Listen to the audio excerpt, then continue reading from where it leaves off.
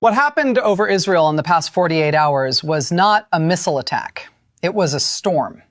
A calculated, engineered, deliberately sequenced storm of fire and metal that was designed from the very beginning, not just to hit targets, but to break a system. Iran launched this operation in waves. Not one wave, multiple waves, coordinated, sequenced, timed with intent. The first wave of ballistic missiles went up. Israeli air defense systems responded. Alarms, radar tracking, interceptors firing upward into the atmosphere. And while that engagement was still happening, while the interceptors were still climbing, while the operators were still managing the first set of threats on their screens, the second wave was already in the air. Think about what that means operationally. You are an air defense commander. Your radar is lit up. Your team is managing intercepts. Your interceptor inventory is being spent in real time. And your system is telling you that before this engagement is even resolved, there is another set of inbound contacts already crossing into your tracking range. That is not an accident. That is the point. Iran didn't design this attack to simply fire missiles at Israel. They designed it to impose a specific kind of pressure on the people defending against it. Relentless pressure. Let me tell you about the facility that was hit. This was not a building in the desert somewhere. This was Israel's primary drone development and manufacturing facility, the place where Israel designs, builds, tests, and produces the unmanned aerial systems that power its military operations across every single theater of this conflict. The surveillance drones are watching Gaza. The strike drones are operating over Lebanon. The systems provide real-time battlefield intelligence to commanders making decisions about where to move and who to target. They come from facilities like this one. Iran hit it. The footage that emerged in the hours after the strike shows massive columns of black industrial smoke rising into the sky. Not a small fire, not something you put out with a few extinguishers and move on. Black, thick, heavy smoke. The kind that tells you immediately that something built to produce things is now just burning. Structures collapsed, sections of the facility were destroyed, and on the ground, rescue teams moving through smoke and rubble trying to reach anyone who might still be inside. Rescue teams working at a disaster site at what was, hours earlier, one of Israel's most strategically important military production facilities. Now, I want you to think beyond the physical damage, because the building is only part of what was lost. Inside that facility was specialized manufacturing equipment that you cannot just order and have delivered. Engineering programs that were in progress, development work on next-generation systems, the accumulated institutional knowledge of the engineers and technicians who worked there every day. You don't rebuild that in a week. You don't rebuild it in a month. The damage to Israel's drone production capability from that single strike will ripple through military operations for months, possibly significantly longer. And understanding how that building was hit requires understanding what Iran actually used to hit it. You've heard the term ballistic missile constantly this week, but I want to stop and actually explain what that means. Here's the simplest way to think about it. Imagine throwing a ball. The moment it leaves your hand, the only forces acting on it are gravity and the physics of the throw. It follows a curved arc through the air, up, over, and down. That path, governed entirely by physics after the initial launch, is called a ballistic trajectory. Now scale that up by several orders of magnitude. A ballistic missile ignites its rocket engine and burns for roughly a minute or two. During that burn, it is accelerating, climbing hard, pushing up into the upper atmosphere, sometimes reaching the edge of space itself. Then the engine cuts off. And from that point, the warhead continues on its arc, rising, reaching its peak altitude, then curving back down, falling, accelerating under gravity. By the time it is descending toward its target, it can be traveling at several kilometers per second. Kilometers per second. And here is why that matters for anyone trying to stop it.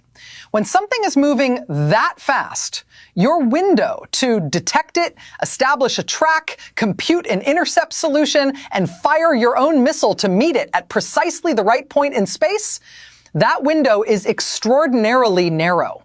We're talking minutes from detection to impact, sometimes less than minutes.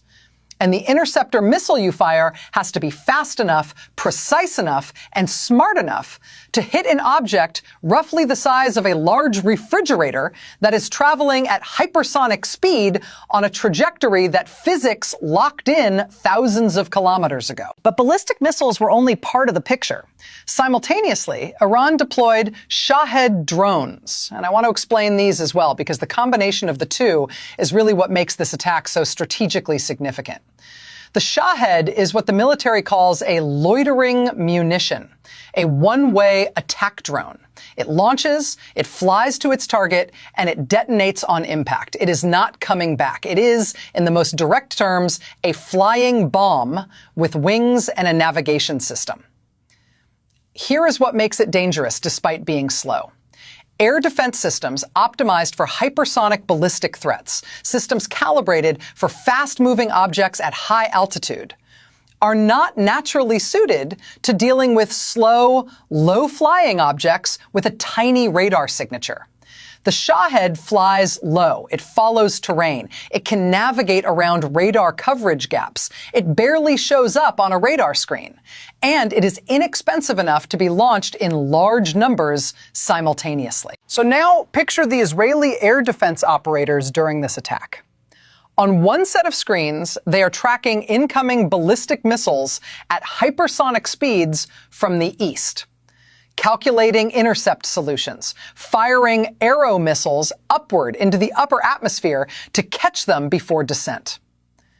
And at the same time, on another set of screens, they're watching dozens of low-altitude drone contacts approaching from multiple directions, trying to distinguish real threats from decoys, trying to engage them with shorter-range systems, trying to do two completely different jobs against two completely different threat profiles at the same time. That is what saturation means. Not a single unstoppable weapon, a system under simultaneous pressure from multiple directions until the gaps appear, until something slips through, until the fires start. The fires at the drone facility are the proof of concept. I want to say something direct about Israel's air defense systems, because I think the nuance here matters. Iron Dome, David's Sling, the Arrow system. These are genuinely world-class. They are not propaganda. They have intercepted thousands of rockets and missiles over the years that would otherwise have killed Israeli civilians. The engineers who designed them and the soldiers who operate them deserve that acknowledgement without qualification. But no defense is infinite. And this is the mathematics that Iran is exploiting. Every interceptor missile fired to stop an incoming threat is one fewer available for the next wave. An Arrow interceptor costs between $1 and $3 million per shot. An Iron Dome interceptor costs around $50,000. Iran's ballistic missiles cost significantly less to produce than the interceptors required to stop them, which means every exchange, Iran fires, Israel intercepts, costs Israel more than it costs Iran. Repeat that exchange across multiple waves, multiple days, multiple weeks, and the asymmetry compounds into a genuine resource and inventory problem that no amount of technological sophistication fully resolves. Some missiles are still getting through. The fires at the drone factory confirm it. Footage of impacts inside Israeli territory confirms it. The Israeli government's own public statements confirm it. Israel has extended reserve duty periods for its soldiers, a significant operational indicator. When a military starts extending reservist service obligations, it is telling you that the operational tempo is straining the force in ways the regular military alone cannot sustain. That is not spin. That is a measurable pressure on the system. And then there is what is happening in the Gulf states.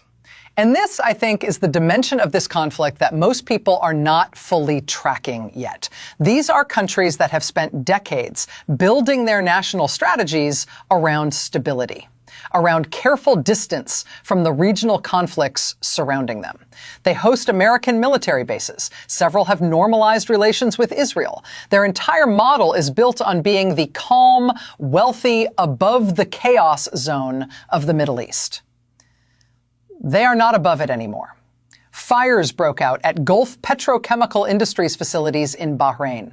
Storage tanks at the Bahrain Petroleum Company were struck. In Abu Dhabi, a Borouge petrochemical plant was forced to shut down operations. And here is the detail that I want you to sit with for a moment. The Abu Dhabi facility was not struck directly. It was damaged by debris from missiles that were successfully intercepted. The pieces of those missiles fell onto the facility and caused enough damage to require a shutdown. Even the successful interceptions are causing collateral damage now. When Gulf energy infrastructure burns, when petrochemical plants shut down and oil storage facilities catch fire, the effects do not stay in the Gulf. They move through energy markets immediately. They move through shipping costs. They move through the economic lives of ordinary people in countries that have no direct involvement in this conflict whatsoever. Every barrel of oil that doesn't move, every shipment that gets delayed or rerouted, every insurance premium that rises because underwriters are now pricing Gulf instability differently, those are real economic consequences spreading outward from fires that started in a region most of the world assumed was safely removed from this fight. It is not removed. The conflict has arrived there too. But I want to end tonight not with strategy, not with doctrine, not with the interceptor inventory counts or the drone program timelines. I want to end with the people.